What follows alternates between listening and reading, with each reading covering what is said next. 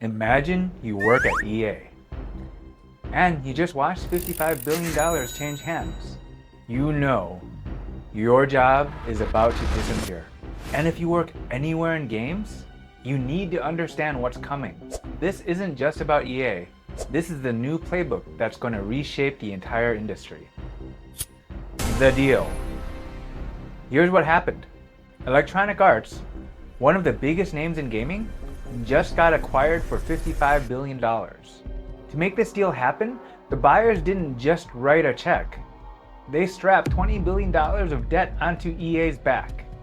That's called a leveraged buyout. It's the exact same reason why Toys R Us disappeared overnight. Silver Lake, Saudi Arabia's public investment fund, and Jared Kushner's affinity partners, they now own EA. They're buying it because they see a cash machine they can optimize. And by optimize, I mean squeeze every dollar out of it. The math that matters. Let me show you why this is a disaster with just two numbers. Number one, EA's free cash flow last year was $1.86 billion. That's the money they had to invest in new games, marketing, acquisitions, just about everything that makes EA, EA. Number two, that $20 billion in debt? At 7% interest, EA now owes $1.4 billion every year in just interest payments. 1.86 billion minus 1.4 billion equals only 460 million. That's all that's left. It's not going to developers. It's not going to new IPs. It's going straight to the bank. That 460 million, that's before taxes. The actual number EA has left to work with is actually worse. The squeeze. So, how does EA survive this? There are only two options. Option one, grow revenue fast, like 15% year-over-year growth fast. The problem is, EA's only been growing at about 6% annually for the last 5 years. They'd have to suddenly grow 2.5 times faster, and in a mature market with a recession looming, yeah, I don't see that happening. Option two, cut costs dramatically. To make the math work, EA needs to free up about $900 million. And when you're a company where 70% of your costs are people, there's only one place that money can come from: people's jobs. The human cost. EA spends about $3.1 billion in labor every year. The average fully loaded cost per employee, salary, benefits, office space, everything, that's about $230,000. If EA needs to cut $900 million through headcount alone, that's 3,800 jobs. That's roughly a quarter of the entire company. Even in the best case scenario, where revenue helps cover some of the gap, you're still looking at 1,900 jobs, minimum. And here's what really pisses me off. The shareholders who sold EA, they already have their money. They already cashed out at the 55 billion mark. They're done and gone. The employees who built EA, who poured their lives into Apex Legends and FIFA and Dragon Age, they're the ones who are going to pay back that 20 billion in debt with their jobs. The AI twist. According to the Financial Times, the investors are explicitly counting on AI to cut operating costs. And what does that mean in practice? It means code generation tools instead of engineers, AI voice and mocap instead of actors, automated art pipelines instead of artists, faster, cheaper, and with way fewer people in the loop. EA isn't just being turned into a debt repayment machine. It's being turned into a test case. Can private equity use AI to replace human creativity at scale? And if this works, every other publisher is going to copy the model. Activision, Ubisoft, Take-Two, all of them. This is the new playbook.